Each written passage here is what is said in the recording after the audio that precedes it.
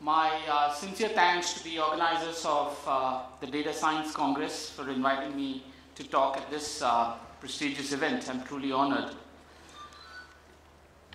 I'm now a politician.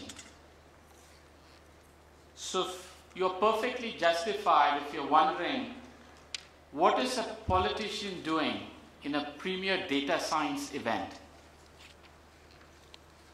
I'm here presumably because I've just been appointed by Mr. Rahul Gandhi as the chairman of the newly formed Data Analytics Department in the Congress Party.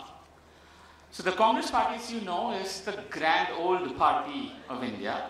So what is a grand old party doing with something as cutting edge as data science and data analytics?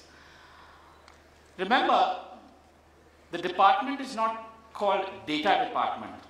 It's not called IT department. It's not called computer department, but it's called data analytics department. And it's a deliberate strategy. I recall after the announcement was made on February 5th of this year, there were a few people who remarked, saying, within the party, who asked me, are we the only political party to have a department called the Data Analytics Department? I mean, to my knowledge, I think we're the only ones in India, perhaps the world, to have a formal department within the party. So why is this needed? What can data do in politics and inside a political party? And that's really what I thought I should be talking about today. You know, the term big data is used very frequently. As some of you know, this term was coined by a computer scientist from Silicon Graphics, the company that made supercomputers, which also helped make the movie Jurassic Park, for those of you that remember the 90s. And the term big data is often used to signify large volumes of data. But in my view, big data in the Indian context and in Indian political context is actually data in a variety of forms, such as images, pictures. So it's not just numbers, but it's all forms of data: images, pictures, videos, audios. So in a typical day, I would get, say, a call from my state unit, let's say in West Bengal, and they would say, Praveen ji, मैं आपको कुछ data भेज रहा हूँ. I said, ठीक है. So I'll wait for the data, and when it comes, it'll actually be either a picture, or sometimes it'll be an audio recording of a conversation that a party worker is having with a voter. And this is actually called data, even within the political party. Now, think about it from my perspective. What do I do with this? I have to process this, make sense of it, convert this into meaningful information that we can use, and that can be helpful for decisions that we make in the party or electorally. And that really is the primary challenge that we face in the department, within the party, and that's precisely why we needed a department such as this. Indian politics is perhaps the largest producer and consumer of data in India. And sometimes we don't kind of realize that. If you take the geographical construct of India, India is divided into 7 lakh villages, 600 districts, 36 states and union territories. But guess what? The most micro unit of information that you get in India is a polling booth. A polling booth or a polling station is where Indians go to register their vote. there were nearly 1 million polling booths across the country in the 2014 election. So if you wanted information, let's say, about India, you could get it at the most micro level through census and NSSO at the village level, and villages are just 6 lakh. In 2014, you could actually get data of how 600 million voters voted across 1 million polling booths in the country. The data of how hundreds of millions of Indians have voted in clusters of every polling booth as a group of 1,000 voters approximately. So in clusters of 1,000, you can actually get data of how each booth is voted for every single election since 1952. Imagine the size and the quantum of data. This is really big data. And when I say this to people, when I say this to data scientists, the immediate reaction I get is, we didn't even know that all of this data was available. The data has been available. And this is very critical and important data because it does what we call in economics, and as an economist, we call this revealed preferences of people. Today, everybody talks about social media. Well, why is social media so important? Because in social media, by saying what you say on Twitter, or by posting that picture that you do on Instagram, or by revealing what you did in the day on Facebook, you've actually revealed preferences, your choices. How I vote was actually a revealed preference. When I was given a menu of choices of political parties to choose from, I exercised my choice. And that's a revealed preference. And that data is available in clusters of 1,000 for every election since 1952. So to my mind, this perhaps is one of the richest sets of data. And this really is what we deal with within the political party. But I don't want to make this only about elections, because our department is not only about elections. And when somebody asks me, what does a data analytics department do in a political party? I said it's, at least in the words of the Congress President, he says we have to become a data-driven organization, which is not very dissimilar to what all of you say in the corporate world. And what does that mean? You would be really surprised, and I'll give you some live examples. Let's say we have to make a decision on what should the party stand be on, say, an issue like triple talaq. How do we do it today, or how is it being traditionally done in the party? We would go around, ask senior leaders, we would ask them for their views, and we would sit in a table and we'd say, okay, this should be the Congress party stand. Now, what if you had the ability to actually get what maybe, 18 to 60-year-old Muslim women feel about triple talaq? And what if that was also sitting in that table somewhere, this information, and was an input to the decision making? This really is what data-driven organization in the political context would mean, right? And there are such decisions almost on an everyday basis.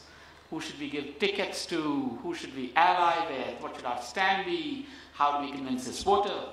And that's why I always felt the use of data is perhaps, and what you all call use case for data, is perhaps the most acute in politics. And certainly in Indian politics, which is so complex, so diverse, that data can play a huge role. And what is this role? What is this role? When we talk about political parties, we talk about political parties in the context of a representative democracy, right? So we're here to fight elections, to convince voters. And when we say we are a representative democracy, the idea of a representative democracy goes back to the Roman Republic. And what is it? It is about politicians representing citizens on their issues and their votes. Now, if I have to represent all of you, I need to be able to connect with all of you. How do I connect with all of you? If I can connect, and what's the most ideal way to connect with 800 million voters? If I can do it at a personal level, if I can do it at a one-on-one level, that truly is what representative democracy is. And essentially, data analytics today, in the world, in the age of social media, in politics, and certainly electoral politics, is about getting politicians, candidates, aspirants to actually connect one-on-one with voters. And I see nothing wrong with that, despite all the recent news about what happened in America with data and their elections. The idea that as politician should connect with voters directly is actually the very idea and definition of a representative democracy. But it certainly does come with certain do's and don'ts. And this, I'm very clear about even within my party. And I say this to people. We have two forms of data, public data and private data. I understand we all want to connect to voters very eagerly and very closely and on a one-on-one basis. We can do that using data, but public data versus private data is an important separation that we need to keep in mind.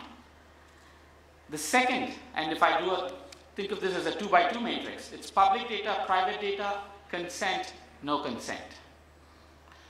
So we are very clear that we will only deal with public data, and in the rare occasions where we may deal with private data, it will only be with consent.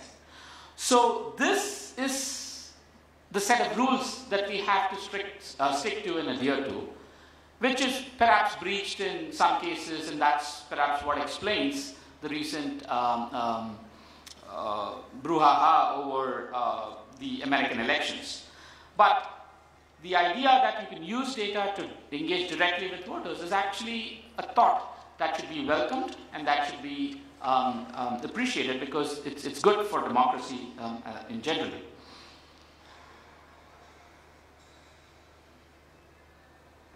So one of the questions that we commonly deal with, right? What role can data play in a political party? Let's say the Karnataka elections just finished.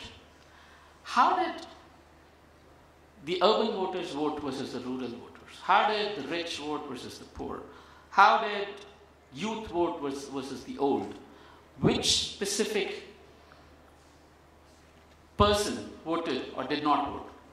Think of a situation. How would it be if I can pull out a system and say, hey, what's your name? What's your constituency? And you voted for this party in this election.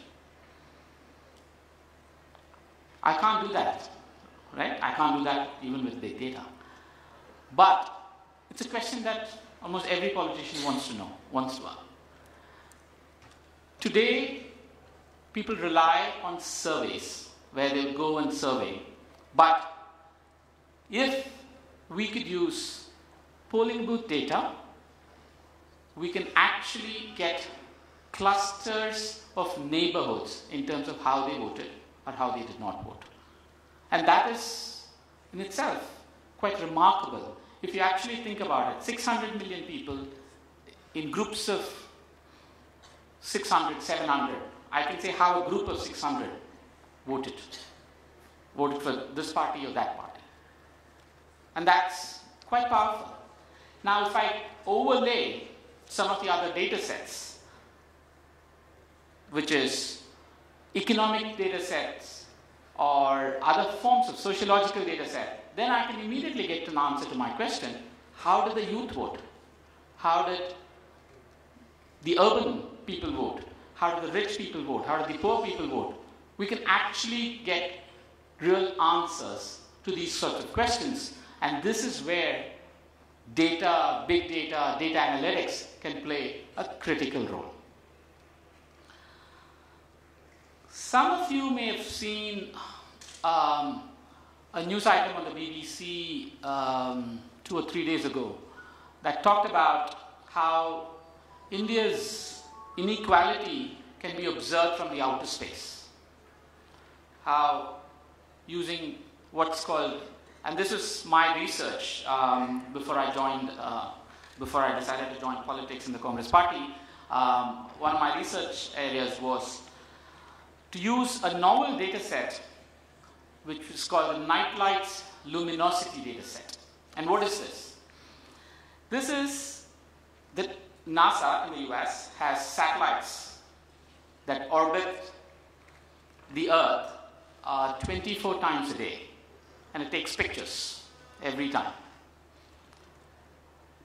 We got data that said, how did the map of India look at night times? And when I say map of India, I could get it down to the assembly constituency level. So how did the constituency of Navi Mumbai look at night from a satellite picture in 1991, 1992 to 2016, 2017? So down to the assembly constituency level, we got this data set. And I'm using this as an example to tell you how data sets can be extremely diverse and creative. Typically, we tend to think of data sets in politics or in the world of politics as just votes and other demographic data. But we actually use nightlights data historically at the assembly constituency level to determine electoral voting patterns. And that was the story that the BBC did 3 days ago about how nightlights could be used as a data set. So the forms of data that come that can be useful in the world of politics can be quite large and wide. And like I mentioned earlier, audio data is actually one of the most common forms of data that get thrown at me. And I still do not have an answer on how to process them. So if any of you here are experts in processing audio data and converting them to meaningful information, please do talk to me after this. You know, one of the other complaints that people make is, in India, we don't have enough data or data set, enough data to do a lot of big data analysis. And I completely disagree. I disagree because India is actually, I think, is a haven for data scientists.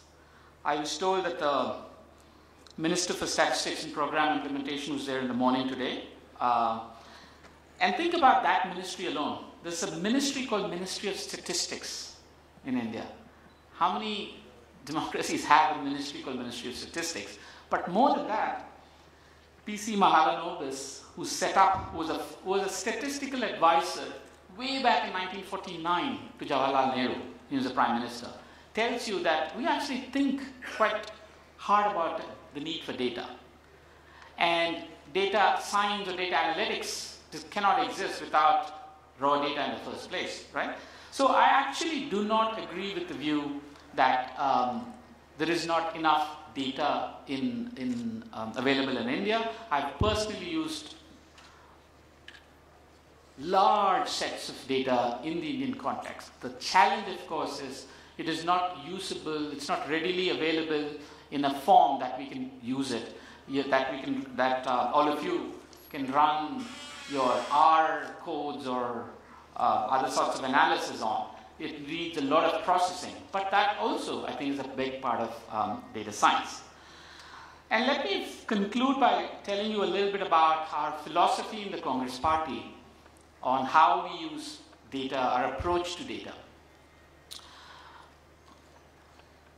By virtue of me being there, our approach to data is actually quite different, because we approach data as truly a science.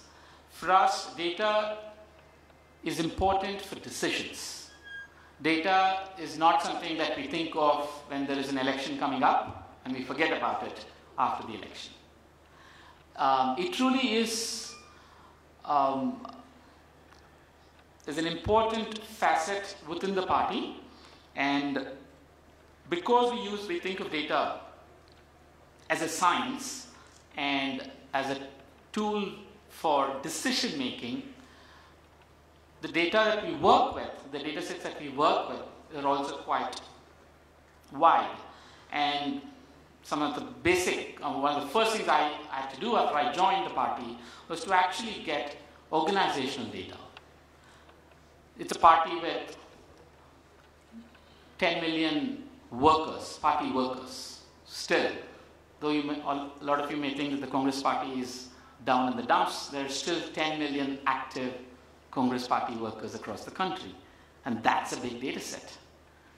If I could, and I said first thing, if I could lay my hands on it, that would be wonderful. Of course, there was no readily available database of that. So everything from workers' data to, of course, getting to know more and more about our voters, the voters' revealed preferences, voters' intentions and issues, as well as geographical data right down to the booth level. These are the forms of data that we work with in the Congress Party. And like I said, it is not just an election time setup. It's actually, and that's one of the reasons why this was set up as a formal department within the Congress Party, so that it can play an active role in decision making within the Congress Party. And that, and many people ask me why, the need for unbiased views is perhaps greatest in the world of politics. When you ask someone for their view in a political party, you can be 100% sure that's a biased view. Now, how do you remove the biases from that view? The only way you can do that is through data, right? Data is objective, free of biases, hence the need for us to use data. And of course, all of you do know this famous quote by Edward Deming, "In God we trust, the rest bring data." Thank you.